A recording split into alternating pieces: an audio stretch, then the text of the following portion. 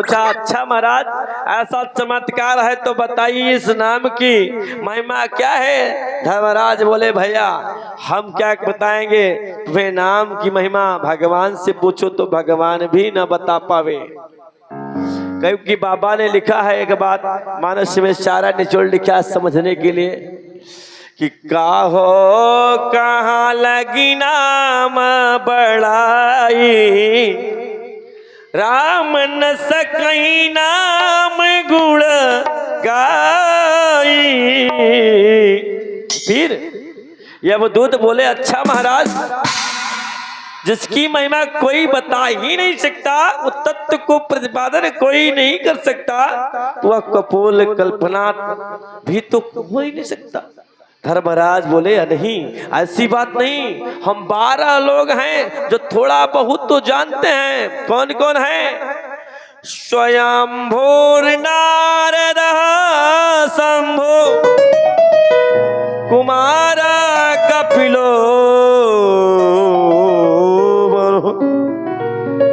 प्रहलादो जनको भीष्मो बलरी व्यासकीर्वयम् द्वादशैते विजानीमो धर्म भागवत भटः। ये 12 परम भागवत माने जाते हैं, इसलिए विष्णु लोग 12 तिलक धारण करते हैं। श्रीमद् भागवत में 12 स्कंद है, 12 अक्षर मंत्र भी बड़ा महत्व है।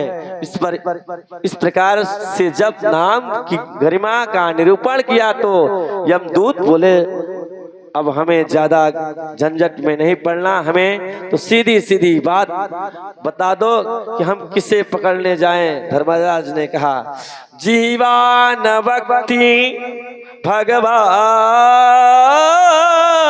गुण नाम धेय चित्तस्य न स्मरति चरणारविंदम्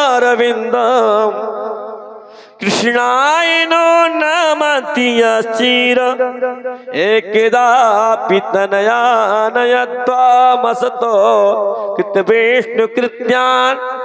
यमराज कहते हैं कि जिनको जीवा में हरि का नाम न निकले, जिनका सिर हरि के चरणों में ना झुके, जिनका चित्त हरि के चरण कमलों में चिंतन न करे, बस ऐसे लोगों को लाया करो, बाकी किसी को हाथ मत लगाना। सुखदेव जी कहते हैं, परीक्षित एक कथा मुझे कुंभज अगस्त महर्षि ने पाल्य पर्वत पर भगवत सेवा में सुनाई थी, जो आज प्रयोगानुसार मैंने तुम्हें सुना दिया। अब तुम ही बताओ इससे ज्यादा नाम की महिमा और क्या कहूँ। इस प्रकार से यमदूत वहां से चल देते हैं।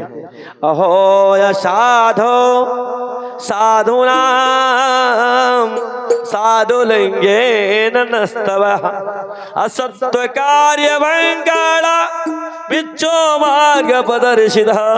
दक्ष ने कहा, अरे भिखमंगे का रास्ता दिखाने वाले पाखंडी नारद, तूने मेरे नन्हे नन्हे बच्चों को जिन्होंने अभी दुनिया भी नहीं देखी, उन्हें तूने बाबा बैरागी बना दिया।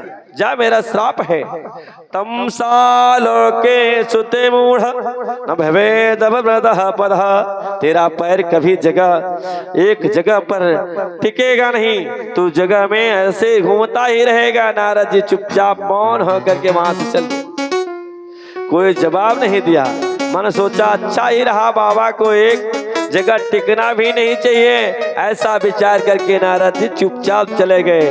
दक्ष नारद जी की इस सहनशीलता से प्रश्न हुआ, क्योंकि नारद जी चाहते थे तो बदले में चाहे जितने श्राप दे सकते थे, पर उन्होंने ऐसा नहीं किया। अब की बार दक्ष ने 60 कन्याओं को जन्म दिया और दक्ष की इन्हीं 60 कन्याओं से संसार का विस्तार हुआ। इन 60 कन्याओं में 13 कश्यप जी को ब्याही गई। द्वितीय, अदिति, धनु, काष्ठा, सुरसा, इला, ताम्रवती, कोदर आदि सब कश्यप जी को पत्नियां थी। अश्विनी, भरणी, कृतिका, रोहिणी, अत्ति और 27 कन्या चंद्रमा को ब्याही। कश्यप जी की दिति नाम की पत्नी से दैत्यों का जन्म हुआ। दितिनी रचना नामक एक बेटी थी जिसका विवाह त्वष्टा मुनि के साथ हुआ।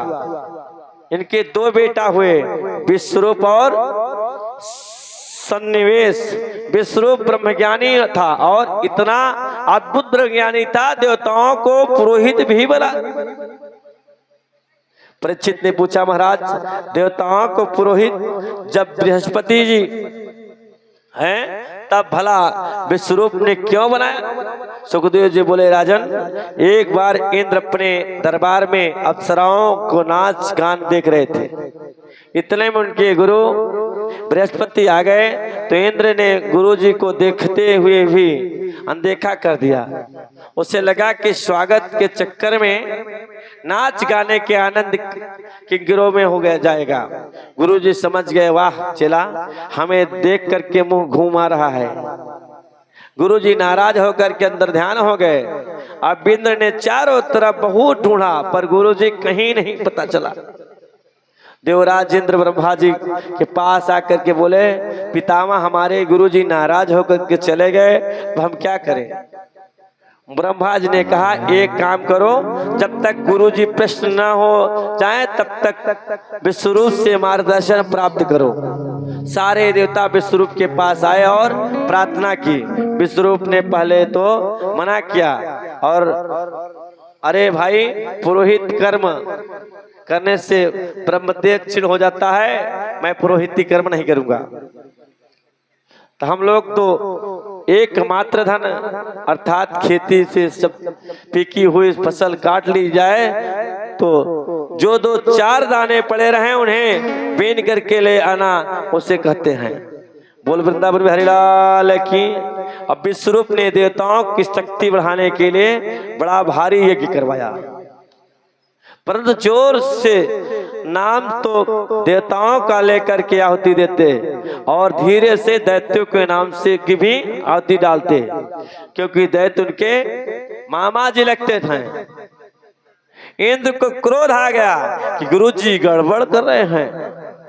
विश्वरूप 3 सिर थे तो इंद्र ने तलवार उठाई और गुरुजी के तीनों सिर काट दिए। अब इंद्र को तो ब्रह्म हत्या लग गई।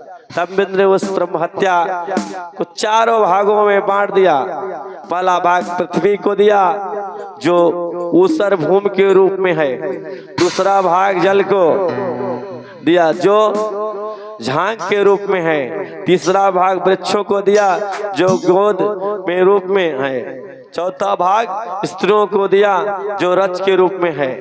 4 लोगों को ब्रह्म हत्या बांट करके इंद्र तो बच गए, परंतु त्वष्टा को क्रोध आ गया तो मेरे पुत्र विश्वरूप को पहले तो गुरु बना लिया और बाद में अपना कार्य सिद्ध करके उसकी हत्या कर दी। इंद्र को छोड़ूंगा नहीं। तो फिर इंद्र के मारने पर इंद्र शन्नो विवर्धस्व मां चिराम जहि विदुषम, इंद्र को मारने की भावना से बड़ा भारी यज्ञ किया गया, परंतु यज्ञ में थोड़ी सी मंत्र त्रुटि हो गई जिससे फलस्वरूप उस यज्ञ कुंड का वृत्रासुर नामक एक बड़ा भारी असुर पैदा हो गया। त्वष्टा ने इंद्र का आदेश पाकर के वृत्रासुर चढ़ पड़ा। वृत्रासुर का भीमाकाय शरीर देख करके सारे देवता घबरा गए, भागते भागते भगवान के शरण पहुंचे। तो प्रभु ने कहा, भाई एक ही उपाय है, दधीची मुनि की हड्डी से ब्रज का निर्माण होवे तो उस ब्रज से असुर मरेगा। तब तो सारे देवता महर्षि दधीची की शरण में गए। दधीची मुनि ने देखा तो पूछा, क्या बताएं, हमारी हड्डियां नहीं छोड़ने वाला है लोग।